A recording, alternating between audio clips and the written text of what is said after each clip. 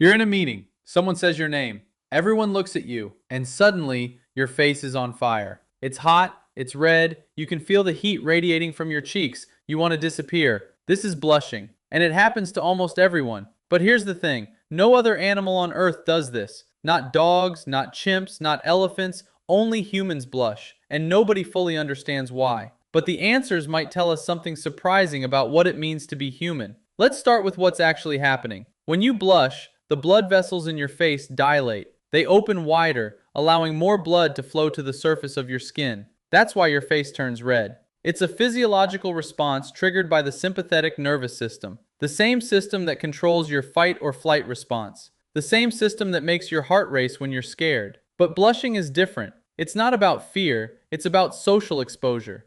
In 2004, a team of researchers at the University of Cambridge ran a study that shed some light on this. They asked participants to sing a song in front of a camera. Then they measured their blushing response. The result was predictable. People blushed when they felt embarrassed. But the researchers also discovered something else. Even when the participants knew they were being watched, they still blushed. They couldn't stop it. Blushing is involuntary. You can't fake it. You can't suppress it. It just happens. And that's what makes it so strange. Most of our physiological responses are voluntary or at least controllable. You can hold your breath. You can slow your heartbeat with practice. But blushing? You can't stop it. It's as if your body is betraying you at the exact moment you want to stay hidden. So why does this happen? What purpose could it possibly serve? The most popular theory is that blushing is a signal of apology.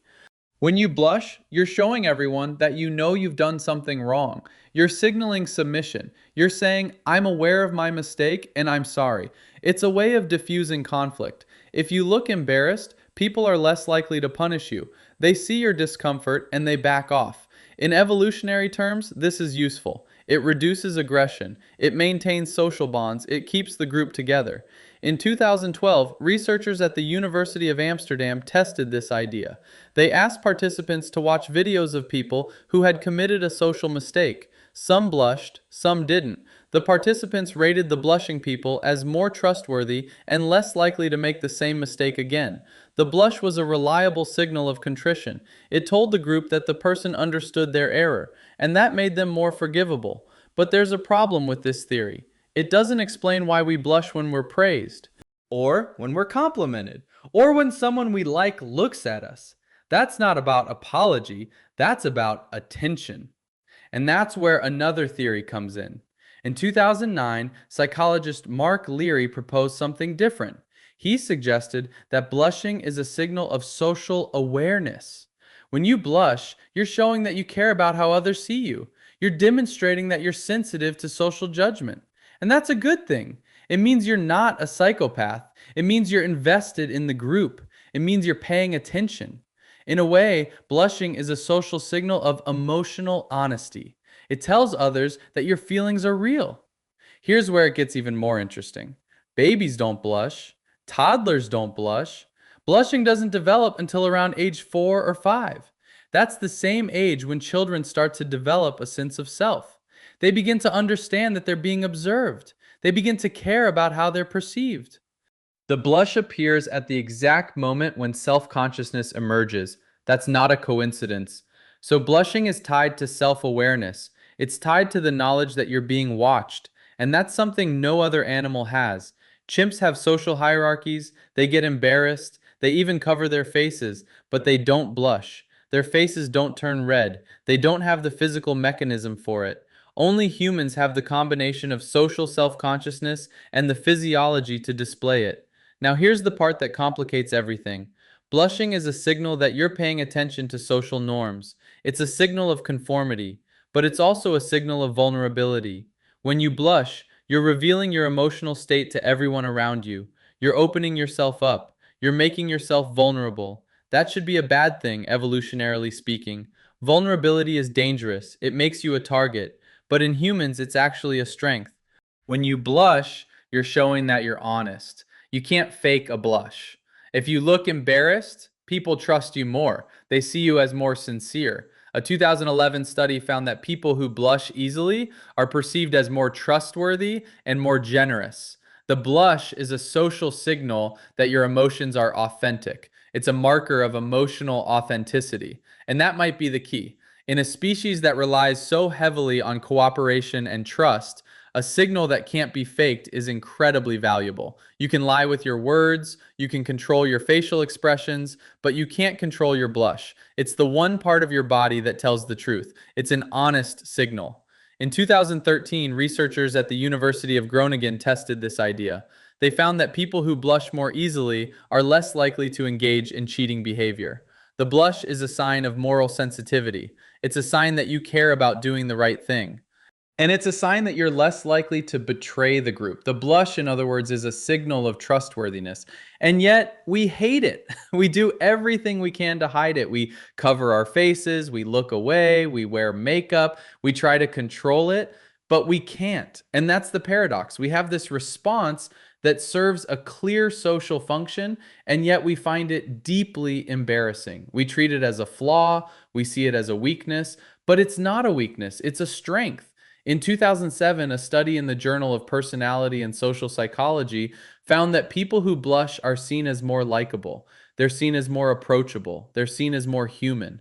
The blush, paradoxically, makes people feel closer to you. It makes you seem more relatable. So why do we hate it? Because blushing is a loss of control. You're revealing something you didn't intend to reveal. You're exposing your inner state. And for a social animal, loss of control is dangerous. It's a vulnerability. But in the context of human evolution, it's actually a vulnerability that builds trust. And here's another piece of the puzzle: women blush more than men, at least on average. In one study, researchers found that women report blushing more frequently than men. But it's not clear whether this is a biological difference or a cultural one. It could be that women are more sensitive to social judgment. It could be that they're more attuned to social cues. But there's also evidence that men and women blush to the same degree when placed in identical situations. The difference might be in how we interpret the blush.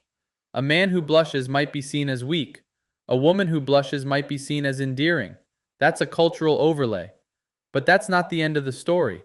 There's another angle to this, and it's one of the weirder pieces of the puzzle. Blushing is associated with the skin. It's visible. And the visibility of blushing might be linked to the fact that humans evolved without thick fur. We're the naked ape, our skin is exposed, and that might be why blushing is so noticeable. If we still had fur, you wouldn't see it. The blush would be hidden, but we're bare skinned. And that makes our emotional state visible to everyone. This raises a deeper question. Did our furlessness evolve before or after blushing? Did we evolve bare skin because it allowed us to signal our emotions more effectively? Or did blushing emerge because we had bare skin? Scientists don't know. But the connection is striking. The naked ape is the blushing ape. And the blush is one of the few things that makes us uniquely human. But here's the part nobody talks about.